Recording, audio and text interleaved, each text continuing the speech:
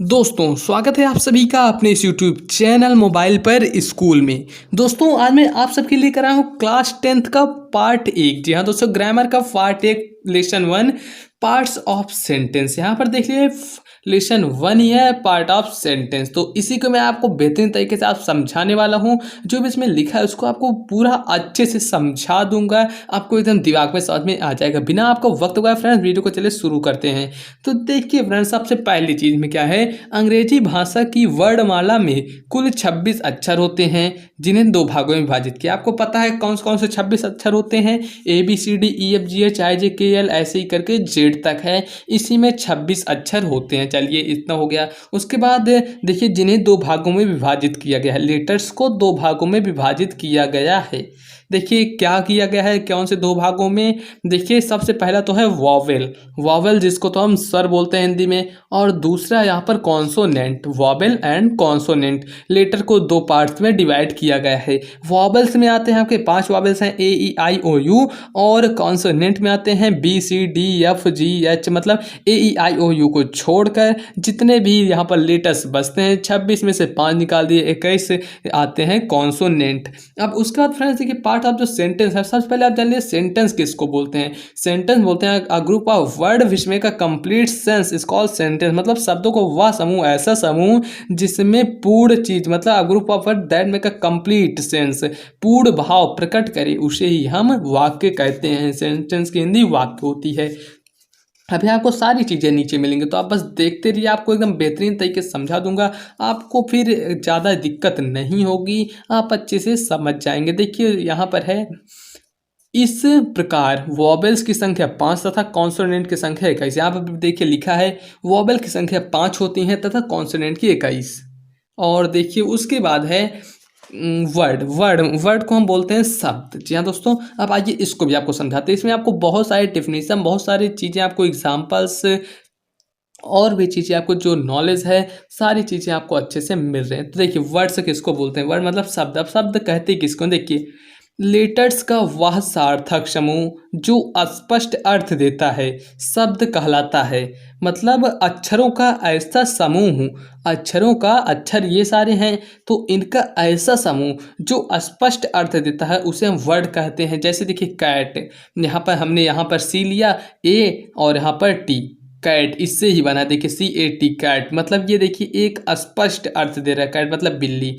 Table, यहाँ पर chair, कुर्सी, मतलब जिसको हिंदी में बोलते हैं। तो देखिए अगर हम इसको ऐसे बना दें EAO, ईओ, फ्रेंड्स मतलब कुछ जो सार्थक शब्द ना बने वो वर्ड हमारा नहीं होगा।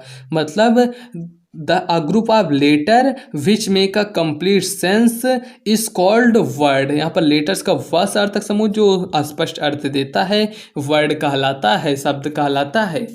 उसके बाद देखिए सेंटेंस, सेंटेंस मतलब होता है वाक्य। अब देखिए वाक्य किसको कहते हैं? सब, यहाँ पर देखिए अक्षरों के समूह को तो शब्द कहते हैं। अब ये एक शब्द बन गया, अभी तक तो ये छोटे छोटे लेटर ही थे, उसके बाद ये एक शब्द बने हैं। अब शब्द के बाद देखिए सेंटेंस आता है। सेंटेंस वाक्य, शब्दों का वह समूह जिससे पूर्ण भाव प्रकट होता है उसे वाक्य कहते हैं। अभी मैंने आपको ऊपर ही बताया था, फिर से आपको बता देता हूँ। अ group of word which makes complete sense is called sentence. अभी आपको देखिए वर्ड्स पता चल गया, वर्ड्स किसे कहते हैं। और इसमें भी देखिए अ ग्रुप ऑफ वर्ड्स, अब इसमें है शब्दों के समूह को जिससे एक सार्थक वर्ड बने, सार्थक यहाँ पर भाव प्रकट हो, उसे हम सेंटेंस कहते हैं। इतना हो गया। यहाँ पर लेटर, अक्षरों के समूह को शब्द कहते हैं और शब्दों के समूह को वाक्य कहते हैं। अब देखिए सेंटेंस के जो भी एग्जाम्पल्स हैं, जैसे Ram is writing a letter, Ram is writing a letter. उसके बाद सेकंड हो गया example how pretty she is, और are you hungry, shut the door. यहाँ पर बहुत सारे हैं एग्जाम्पल। राम रीड सब, मतलब जो भी ऐसे टाइप जिसका एक सार्थक समूह, सार्थक भाव प्रकट हो उसको हम सेंटेंस बोलते हैं। अब उसके बाद आप यहाँ पर क्या लिखा है, उपयुक्त सभी शब्दों के सार्थक समूह अर्थ पूर्ण भाव प्रकट करते हैं, अतः ऐसे सभी समूह सेंटेंस, मतलब ये सभी समूह जो हैं वो सेंटेंस कहलाते हैं। अब देखिए सेंटेंस के भी कुछ भाग होते हैं, बिल्कुल होते हैं। सेंटेंस के भी कुछ पार्ट्स होते हैं, वो भी आपको बताने वाले हैं। देखिए वाक्यों के दो भाग होते हैं, सेंटेंस की हिंदी होती है वाक्य। तो देखिए वाक्य के दो भाग होते हैं। वाक्य मतलब सेंटेंस, सेंटेंस का दो भाग, पहला भाग होता है सब्जेक्ट, दूसरा भाग होता है प्रेडिकेट, कर्ता और विधेय। तो देखिए सब्जेक्ट जो कर्ता होता है, जब हम किसी व्यक्ति या वस्तु का नाम लेते हैं तो उसे हम सब्जेक्ट कहते हैं। व्यक्ति या वस्तु थिंग्स की या फिर हम किसी भी चीज़ के नाम लेते हैं तो उसे हम सब्जेक्ट कहते हैं। जैसे हो गया यहाँ पर आप कर लें मोहन, गीता और भी सारी चीज़ें आप इसको कर सकते हैं पार्ट्स ऑफ सेंटेंस में। और किसी जगह का आप किसी व्यक्ति या फिर किसी वस्तु को टेबल चेयर मतलब जो भी लेते हैं उसको हम सब्जेक्ट मतलब कर्ता कहते हैं। अब आप जानिए प्रेडिकेट की डिफिनीशन और इसकी एग्जांपल देखिए। प्रेडिकेट विधेय। अब विधेय किसको बोलते हैं? जब हम किसी व्यक्ति या वस्तु के विषय में कुछ कहते हैं तो वह प्रेडिकेट होता है। अब जैसे देखिए फ्रेंड्स, हमने कह दिया यहाँ पर है मोहन लाफ। अब यहाँ पर मोहन तो हो गया सब्जेक्ट, ये क्योंकि यहाँ पर देखिए व्यक्ति है, कर्ता हो गया। और ये जो लाफ बचा ये हो गया प्रेडिकेट, मतलब सब्जेक्ट आप हटा देंगे तो बचेगा जो वो देखिए प्रेडिकेट होगा, क्योंकि मोहन लाफ, मोहन हंसता है तो ये हो जाएगा प्रेडिकेट। और जैसे गीता रीड्स, गीता यहाँ पर नाम है तो ये हो जाएगा सब्जेक्ट कर्ता। और रीड्स क्या है? यहाँ पर रीड्स है प्रेडिकेट, रीड्स हो गया विधेय। उम्मीद करता हूँ दोस्तों वीडियो अच्छी लग रही हो तो आप एक लाइक दे दीजिएगा। यहाँ पर देखिए प्रथम वाक्य में मोहन तथा दूसरे वाक्य में गीता कर्ता सब्जेक्ट है, मैंने आपको ही बताया। और यहाँ पर देखिए तथा लाफ और रीड्स विधेय प्रेडिकेट हैं। मैंने आपको ये सारी चीज़ें बता दें, इसको आपको फिर करने की जरूरत नहीं। देखिए उसके बाद है पार्ट्स ऑफ सब्जेक्ट। अब सब्जेक्ट के पार्ट कितने होते हैं? अभी तो आपने पढ़ा सब्जेक्ट और देखिए सेंटेंस के पार्ट पढ़ा सब्जेक्ट और प्रेडिकेट। अब उसके बाद ये भी आपको पढ़ना जरूरी है कि सब्जेक्ट के कितने पार्ट होते हैं। इसके बाद हम पढ़ेंगे कि प्रेडिकेट के कितने पार्ट होते हैं, कितने भाग होते हैं, कर्ता और विधेय के भाग। तो देखिए पार्ट्स ऑफ सब्जेक्ट। अब सब्जेक्ट के कितने पार्ट होते हैं? कर्ता के पार्ट। तो इसमें देखिए इसके दो पार्ट होते हैं, क्वालिफायर और मेन वर्ड, जिसको हम हेड वर्ड भी बोलते हैं। देखिए क्वालिफायर और मेन वर्ड होते हैं। उसके बाद देखिए यहाँ पर क्वालिफायर के तीन पार्ट होते हैं, मेन वर्ड नहीं। उसके बाद देखिए क्वालिफायर के तीन पार्ट होते हैं। फर्स्ट होता है डिटर्मिनर, सेकंड होता है एडजेक्टिव, थर्ड होता है एडजेक्टिवल फेस, मतलब पार्ट ऑफ सेंटेंस। सेंटेंस के दो पार्ट क्वालिफायर और मेन वर्ड या फिर जिसको हम हेड वर्ड बोलते हैं। अब क्वालिफायर के यहाँ पर हो गया तीन part, adjective, determiner, adjectival face. उसके बाद अब देखते हैं पार्ट्स ऑफ प्रेडिकेट। अब देखिए यहाँ पर है पार्ट्स ऑफ प्रेडिकेट। जहाँ दोस्तों पार्ट्स ऑफ प्रेडिकेट विधेय के भाग कितने होते हैं? तो देखिए विधेय में होता है पहला आपका वर्ब होता है, क्रिया होती है, दूसरा ऑब्जेक्ट होता है और तीसरा होता है कॉम्प्लीमेंट। मतलब यहाँ पर प्रेडिकेट के 3 पार्ट्स होते हैं, वर्ब, ऑब्जेक्ट एंड कॉम्प्लीमेंट। ये उसके बाद यहाँ पर वर्ब में नहीं है कोई, देखिए यहाँ पर मतलब वैसे तो हैं लेकिन यहाँ पर नहीं दिया गया है, मतलब प्रेडिकेट के जितने पार्ट है इसमें नहीं दिए हैं। अब देखिए फ्रेंड्स यहाँ पर ऑब्जेक्ट के होते हैं 2 पार्ट।